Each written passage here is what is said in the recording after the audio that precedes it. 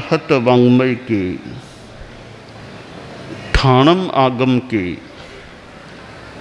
तीसरे स्थान में कहा गया है तो अवायनिज्जा पन्नट्टा तंजहा अविनीये विगति परिबद्धे अवि ओ सवीय पाफूड़े। आश्री शास्त्रकार ने बताया है 3 व्यक्ति अवाचनीय होते हैं। अविनीत, विकृति प्रतिबद्ध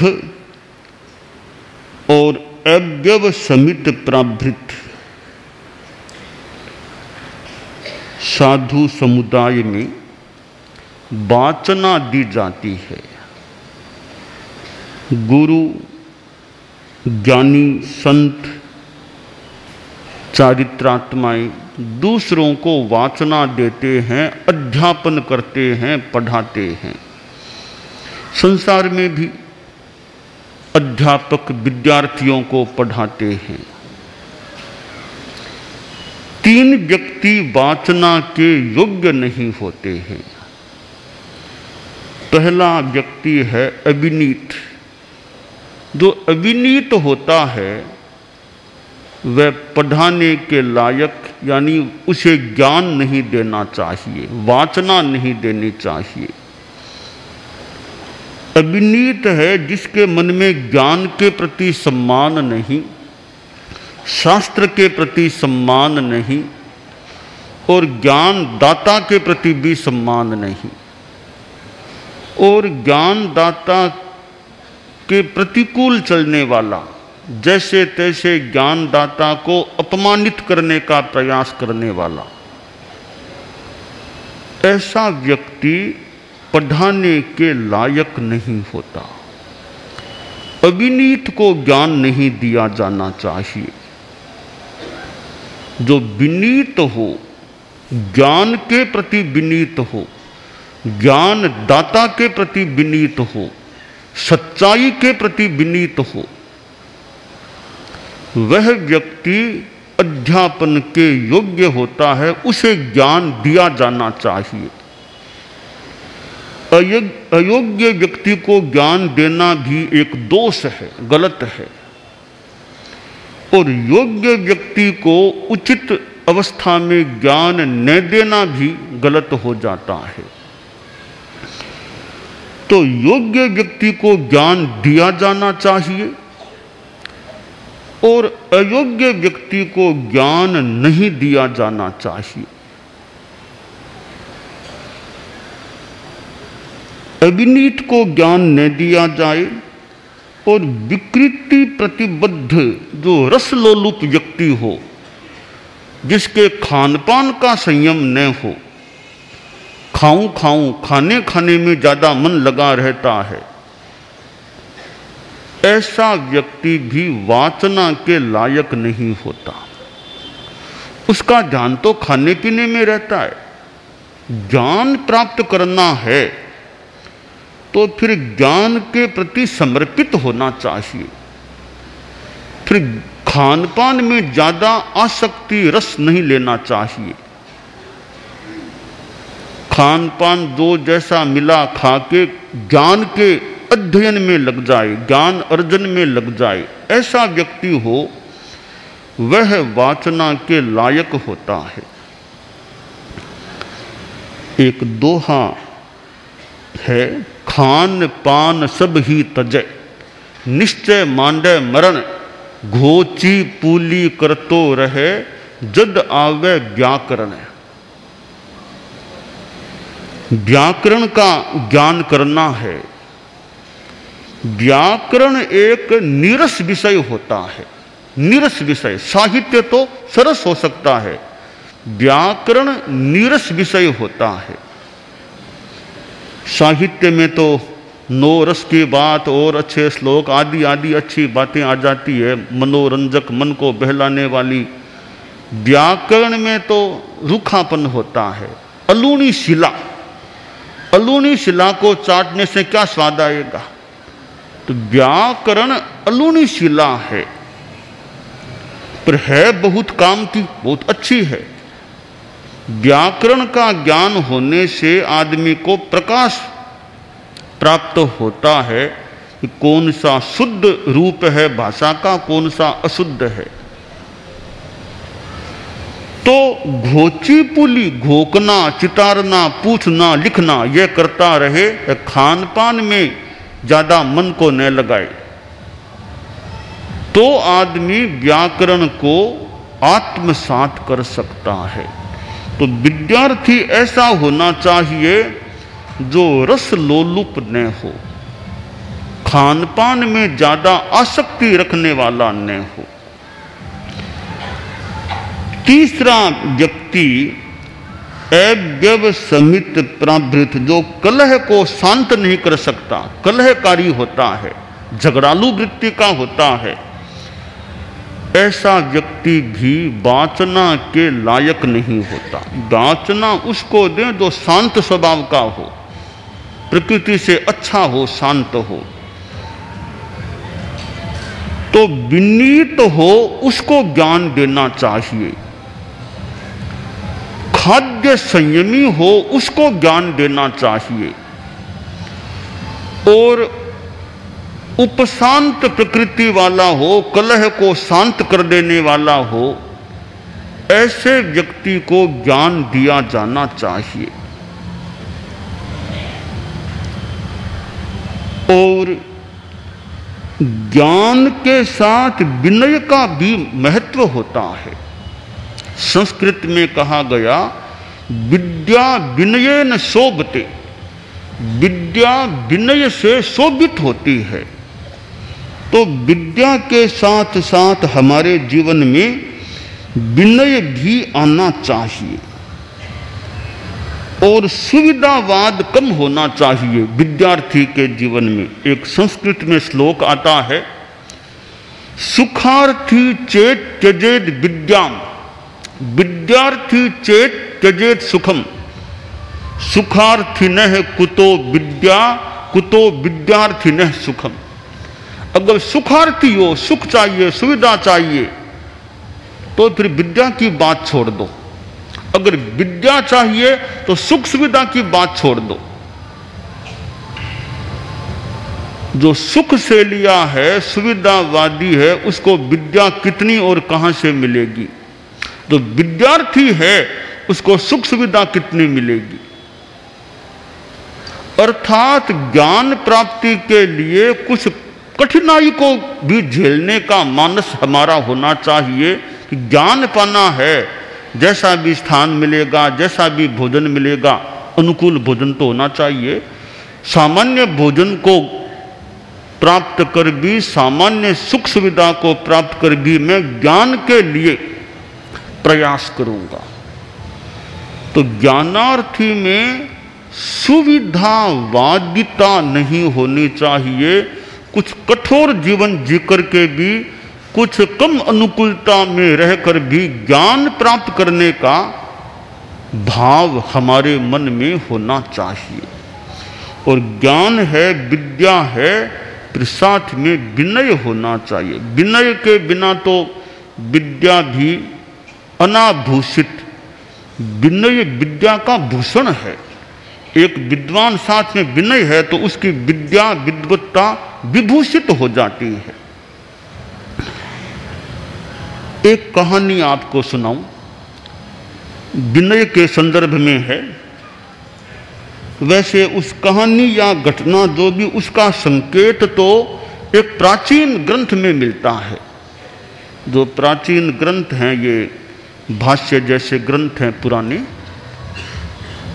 उनमें एक संकेत आता है कि शिष्य होते हैं साधु, परिणामी, अपरिणामी, अति परिणामी। एक तो अच्छा ग्रहण करने वाला हो, एक ग्रहण न कर सके, एक अति परिणामी, कुछ उच्छृंखलता, उद्दंडता, अभिनय करने वाला हो। ऐसा वो प्रसंग है एक। उसमें एक बात आती है, एक आचार्य थे, उनका अपना समुदाय था साधुओं का। शिष्यों को पढ़ाते भी थे, आगम की वाचना भी देते थे और संघ में आचार्य प्रवर का अच्छा मान सम्मान था, प्रतिष्ठा थी। शिष्य थे तो सारे शिष्य एक समान हों यह तो जरूरी नहीं है। कई बहुत अच्छे और कई निर्वाह योग्य भी हो सकते हैं जिनको निभाना होता है। कई शिष्य तो गुरु के लिए आलंबन भूत, कि कोई काम इनको कह दो ये संभाल लें, गुरु के लिए आलंबन भूत। कई शिष्य थोड़ा सिर दर्द करने वाले भी हो सकते हैं, यानी कठिनाई पैदा करने वाले। आचार्य प्रवर आचार्य थे तो उनके पास सुझाव आया कि आप पीछे की व्यवस्था कब करेंगे। आचार्य वर कहते भी देखते हैं, अवसर आने पर कभी करेंगे, देखते हैं। कई बार यह साधुओं की ओर से, कभी श्रावकों की ओर से सुझाव आ गया, आप अब आगे पर ध्यान दो, आगे की व्यवस्था कर दो। एक दिन आचार्य श्री विराजमान थे, कुछ एकांत का सा समय था, लोग भी नहीं थे।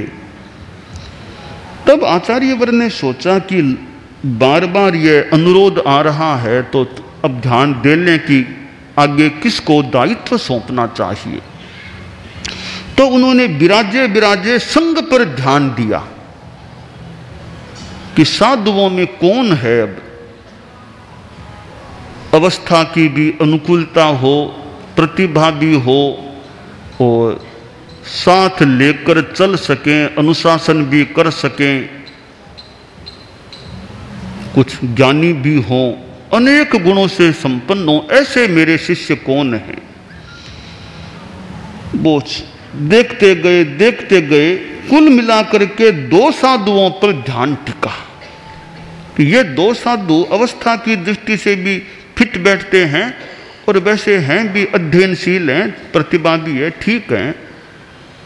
इनमें से किसी एक का चयन कर लेना चाहिए। तो अब प्रश्न था कि 2 में से एक कौन, 2 में एक कौन हो। तो कहा, सोचा कि ज्ञानी तो हैं पर विनय का भाव दोनों में कितना, क्या वो ध्यातव्य है कि मेरे उत्तराधिकारी विनम्र होने चाहिए। तो परीक्षा करनी थी आचार्य वर को। एक दिन उपवास किया आचार्य श्री ने, फिर पालना सवेरे किया। अब परीक्षा का उनका पूरा प्रारूप तैयार किया हुआ था। एक छोटे मुनि को कहा कि वो मुनि जी है ना, 2 में जो बड़े हैं उनको बुला के लाओ। वो बाल मुनि गए कि आपको आचार्य श्री याद फरमा रहे हैं। तो वे मुनि जी थोड़े अनमने से हो गए कि मुझे क्यों बुला लिया, कोई काम था तो, और बहुत संत है, मैं तो पढ़ाने वाला, अध्ययन कराने वाला हूँ, अभी क्लास ले रहा था, बीच में क्यों बुला लिया। यूँ अनमने होकर के आ तो गए, आए और वंदना भी नहीं की, ऐसे ही खड़े खड़े ने हाथ जोड़े कि क्या काम हो गया, बोलो क्या काम है। आचार्य वर ने कहा कि थोड़ा आज मेरे मुंह साफ नहीं हुआ, पालना किया था तो मुंह थोड़ा फिका फिका सा है, कोई खट्टी चीज आ जाए तो लाओ। क्या लाऊं? क्या कोई कैरी मिल जाए तो कैरी लेके आ जाओ। तो वो अति परिणामी साधु था, थोड़ा तेजी में आ गया कि क्या बात करते हो, कैरी लाना कल्पता है क्या साधु को, क्या बोलते हो आप। तो आचार्य ने कहा ठीक है तुम बैठो काम करो। फिर बाल मुनि को भेजा कि दूसरे वो संत है ना उनको लाओ। उनके पास बाल मुनि गए, उनको भी लेकर के आया। वो आए, बड़े विनय के साथ वंदना की, वो भी मेधावी थे, अध्ययन अध्यापन करने वाले। तो कहा फरमाओ गुरुदेव क्या सेवा। कहा थोड़ी आज कैरी कहीं मिल जाए तो जाओ घरों में, थोड़ा मुंह साफ नहीं है आज। तैत गुरुदेव तत्काल पात्र झोली में लिया, रवाना हो गए। जाने रवाना हुए, गुरु ने कहा आ जाओ, वापिस आ जाओ।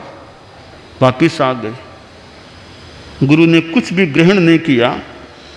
एक परीक्षण करना था कि देखो दोनों में फर्क है। पहले वाले साधु में इतना विनय का भाव नहीं था, इसमें कितना विनय का भाव है। तो ज्ञानी तो दोनों हैं, दोनों पढ़े लिखे हैं, पर विनय में अंतर है।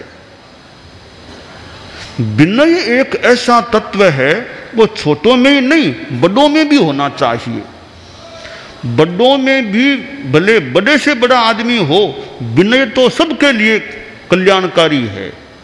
छोटे अपने ढंग से विनय करें, बड़े अपने ढंग से विनय करें, पर विनय तो हर आदमी में होना चाहिए, हर आदमी के लिए कल्याणकारी होता है। भले राष्ट्रपति भी हो तो उनमें भी विनय तो होना चाहिए। एक राष्ट्रपति जा रहे थे, सामने से कोई आदमी आया, उसने हाथ जोड़ा तो राष्ट्रपति ने टोप उतारकर उसका सम्मान किया। किसी ने कहा कि आप तो देश के राष्ट्रपति हैं, आप क्या टोप उतार के सम्मान करते हो? तो राष्ट्रपति जी बोले, देखो भैया, मैं विनय में किसी से पीछे रहना नहीं चाहता। तो बड़े लोगों में भी विनय होना चाहिए।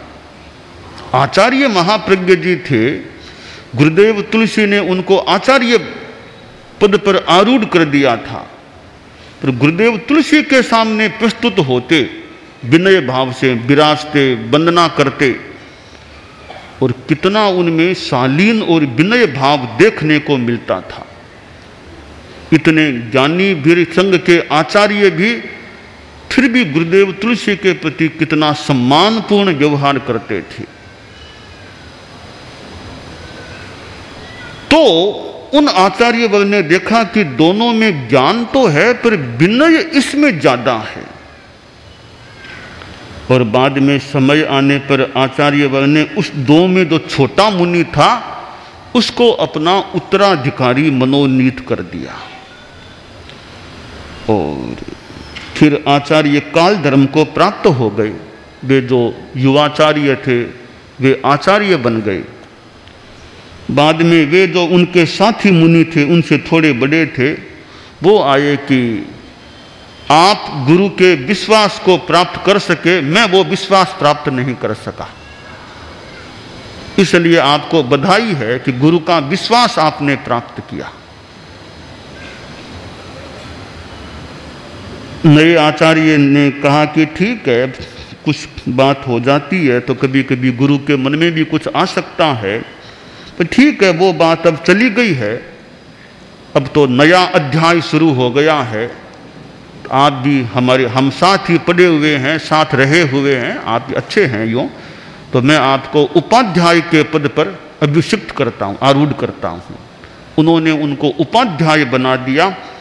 और आचार्य उपाध्याय दोनों ने, एक ने शासना अनुशासना के संदर्भ में, अन्य कुछ ज्ञान देने के संदर्भ में, उपाध्याय जी ने मूल ज्ञान अध्यापन में अपना समय नियोजित कर दिया। यूँ दोनों आचार्य उपाध्याय मिलकर धर्म संघ की बहुमूल्य सेवा करने लग गए। तो विनीत को ज्ञान दिया जाना चाहिए, अविनीत को ज्ञान सोच करके देख करके देना चाहिए या नहीं देना चाहिए। तो शास्त्रकार ने कहा, तीन व्यक्ति अवांछनीय होते हैं, अविनीत, विकृति प्रतिबद्ध यानी रसलोलुप, और अव्यवसमित प्रावृत कलह को उपशांत न करने वाला। ऐसे व्यक्तियों को वासना नहीं देनी चाहिए।